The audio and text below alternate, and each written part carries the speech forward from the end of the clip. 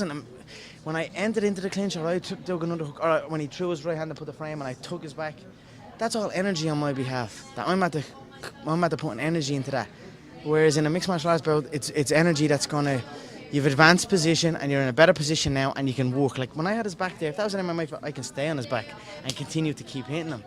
But in a boxing fight, you put the work in to get the back, but the referee separates it and resets you again. So I'm like, there was somewhere in the middle of it, I was like, I'm using all this energy to get to his back and I'm not landing that many blows that are worth it, but I'm using a lot of energy. And then that's it. He capitalised on me on it. He saw my energy dip, kept his hands up, dipped in low, and what can I say? Okay. And then just on this, it seems like the praise that you're getting the most is your analysis.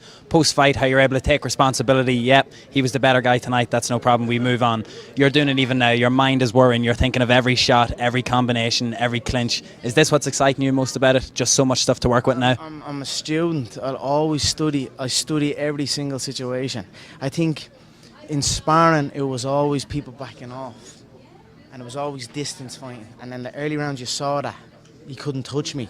I don't lose the early rounds ever. It's just a moment. We would eventually, catch him with some shots. He hit him with a lot of shots. He looks fantastic tonight, and I couldn't be more proud of him. Do you think he's proud of his performance? I know that you were in there speaking with him. He's not.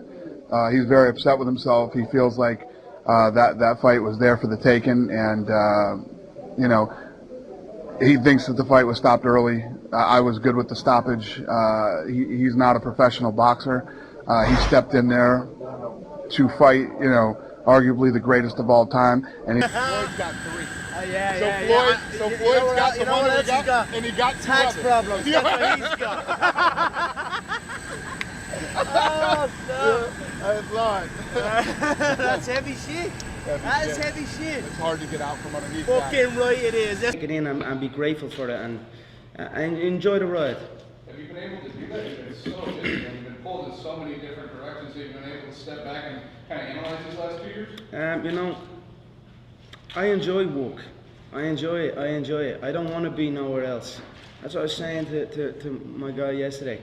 I was listening to the first episode of Embedded. Jose has his kid, and to say he came in, he got his ass whooped, he got his ego badly dented, and that's it. I mean, we sent the footage of the knockdown, we sent the footage over, and I don't think they are refusing to show it. So he was flattened. What can I say? He got his ass whooped. But I like the guy. He's all right though. He's kind of like a lovable mouthpiece. Do you know what I mean? But he's all right.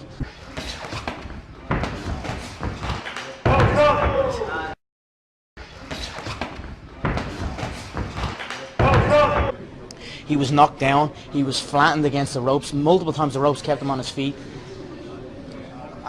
We were worried about him. We thought the worst was that to happen. You know what I mean? He was certainly badly concussed. As far as the images that got leaked, let me clear this. I didn't leak no images.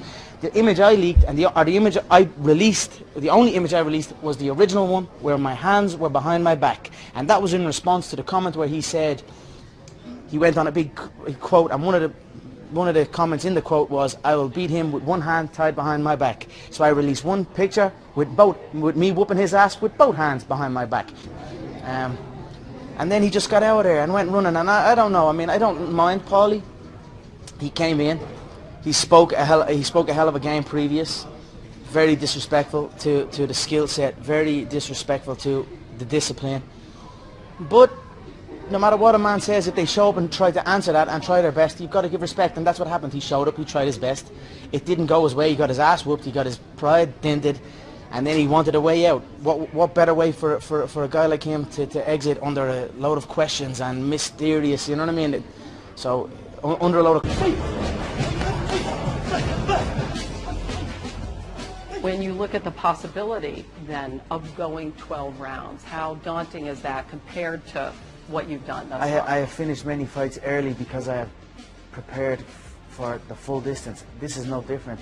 I am prepared to go to full 12 rounds with this man, but I am also prepared to knock him out in 10 seconds, and it would not surprise me if that happens. So it wouldn't be the first time.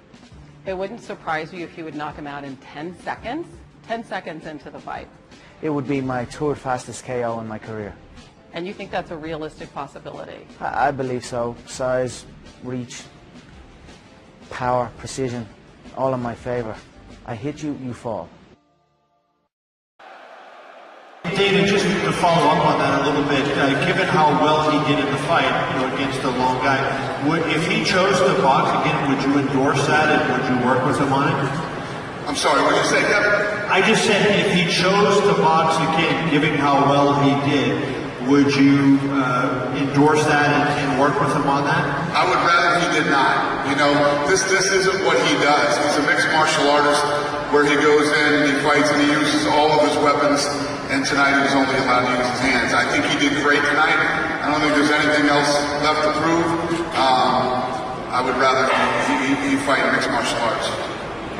Gene, I guess just to kind of follow up on that, let's not talk about Conor McGregor specifically. I mean, this was a special, unique event. Would you be open to entertaining the idea of ever doing this, a cross-promotional bout like this again? I'm ready to get back to the UFC and do what I do. These guys were amazing to work with. No bullshit, you know me. These guys were awesome. The Team Mayweather, Al Heyman, much respect. These guys were. Like I said, I was expecting something completely different coming in to work with these guys because of how long it took to make the Pacquiao fight. But it wasn't. I can tell you, it wasn't this side. That I can promise you. These guys have been fantastic.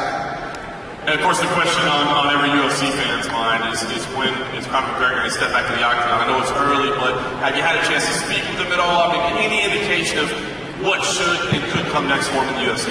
Yeah, I've been back there with him pretty much this whole time, and we're not talking about fighting tonight. He put on a great performance. We're not talking about fighting. You know how he is, man. When he's ready, he'll let me know. Dana over here. What's your response after the event tonight to people who said this was going to be a circus, that it would be a farce? Yeah, you have to have negative people, man. When you're doing stuff like this, it creates the debate and the back and forth. But I think Conor McGregor's a fighter, and we saw a fight tonight. I don't know if tonight was the best boxing you've ever seen, but we saw a fight. And I mean, Conor was in here landing jabs on Floyd Mayweather. He was hitting him with right hands, he hit him with a big uppercut, hitting him with nice body shots. Conor McGregor looked damn good tonight. Till they are in there, then it is no joke. So step by step, one enters, they say the same thing, it's all a joke, he's not for real, he's only talk, he only got here because he's this and that. And I go in and I put my opponent away, I do exactly what I said I would do. Now we're in a new game, it's just another day for me. Take them high heels off. Yo, it's crazy if you think this man stands a chance. What are you doing with a school bag on stage? You can't even leave. You had never met him before your world media tour. What did you come to learn about him during that time? You can't, I didn't really learn much about him. He's a small individual. He doesn't intimidate you? No, not one bit. I mean, not only am I going to beat him, I'm going to beat him under the specific rule sets that that favor him. It's not a true fight. We're not fighting under no rules or mixed martial arts rules where the field opens up a lot more wider for me. That's confidence from my end. So I'm coming in and stepping into his world, and I am making it my own. Although it has been an illustrious career, fighting is on a fight-by-fight basis. None of my achievements or none of his achievements mean absolutely anything in there. It's two men entering a ring, and that's it. Past plays no part. So I do not care about his record or his achievements. Although I have respect for it, I do not care about it. And on fight night, there will be no respect in there. What do you respect about him?